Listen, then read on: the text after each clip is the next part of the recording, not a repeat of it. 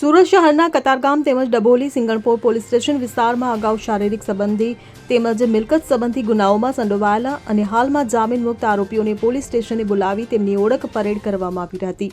આગામી શ્રાવણ માસમાં આવતા તહેવારોમાં શહેરમાં કાયદો વ્યવસ્થાની સ્થિતિ જળવાઈ રહે જે હેતુથી પોલીસ દ્વારા અગાઉ શારીરિક સંબંધી તેમજ મિલકત સંબંધી ગુનાઓમાં સંડોવાયેલા આરોપીઓને પોલીસ સ્ટેશન બોલાવી તેઓ હાલમાં શું પ્રવૃત્તિઓ કરી રહ્યા છે કે કોઈ ગુનાહિત પ્રવૃત્તિઓ તરફ વળ્યા તો નથી ને એ તમામ માહિતીને લઈ કતારગામ પોલીસ સ્ટેશન ખાતે ડીસીપી ઝોન 3 પિનાકિન પરમારની ઉપસ્થિતિમાં કતારગામ પીઆઈ તેમજ સિંગણપોરમાં પીઆઈની હાજરીમાં આવા જામીન મુક્ત આરોપીઓને રૂબરૂ બોલાવી ઓળખ પરેડ કરવામાં આવી હતી।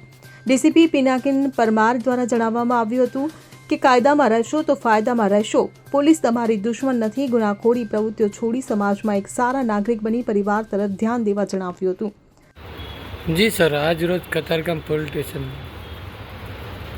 આજ રોજ આપ જાણો છો તેમ શ્રાવણ મહિનો ચાલી રહ્યો છે ને હવે બધા તહેવાર ગણપતિ વિસર્જન અને વિવિધ તહેવારો હવે આવવાના છે તો લો એન્ડ ઓર્ડરના પ્રશ્નને અનુસંધાને કાયદો અને વ્યવસ્થા સુરત સિટીમાં પ્રોપર જળવાઈ રહે તે અનુસંધાને મહેરબાન પોલીસ કમિશનર સાહેબ શ્રી દ્વારા વિવિધ ડ્રાઈવો આપવામાં આવેલી હોય છે।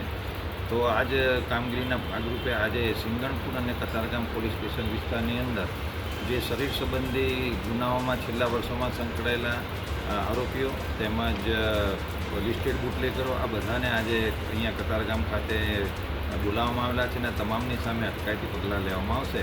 આની અંદર 62 કરતાં વધારે જે અગાઉ ગુના કરી ચૂકેલા છે તેમને અત્યારે અહીંયા બોલાવવામાં આવેલા છે અને તેઓની હાલની એક્ટિવિટી ઉપર પોલીસ વોચ રાખી રહેલી છે અને અત્યારે અટકાયતી પગલાં લેવામાં આવેલા છે। જી સર, ખાસ કરીને આવા જે આરોપીઓ છે અલગ અલગ ગુનાઓમાં સંડોવાયેલા આ આરોપીઓને સુધરી જવા માટે પોલીસ તરફથી શું ખાસ કરીને માહિતી? પોલીસ અમારે તરફથી એક મેન્ટરનો પ્રોગ્રામ પણ ચાલે છે જેમાં તેઓની સાથે પોલીસના કર્મચારીઓ સતત સંપર્કમાં હોય છે અને તેઓ આ ગુનાહિત પ્રવૃત્તિઓ છોડીને મેઇન સ્ટ્રીમમાં ભળી જાય એના માટે પોલીસ એમને સપોર્ટ પણ કરતી હોય છે। અત્યારે આ તમામ આરોપીઓને અહીંયા બોલાવીને તેમને અત્યારે હાલની જે લોકો શું કામગીરી કરે છે એની પર પણ પોલીસ વોચ રાખેલી છે। એમાં એનડીપીએસની અંદર પકડાયેલા આરોપીઓને પણ અત્યારે બોલાવવામાં આવે છે જે એમની વોચ અમે કરતા જ રહીએ છીએ। એ લોકો અત્યારે મેઇન સ્ટ્રીમની અંદર આવી ગયેલા છે ને હવે આવી કોઈ દુનિયા કૃત્યમાં હાલમાં એ લોકો સંકળાયેલા નથી પરંતુ કાયદો અને વ્યવસ્થા જળવાય તે અનુસંધાને આ તમામ આરોપીઓની વિરુદ્ધમાં અત્યારે અટકાયતી પગલાં લેવામાં આવી છે। Thank you.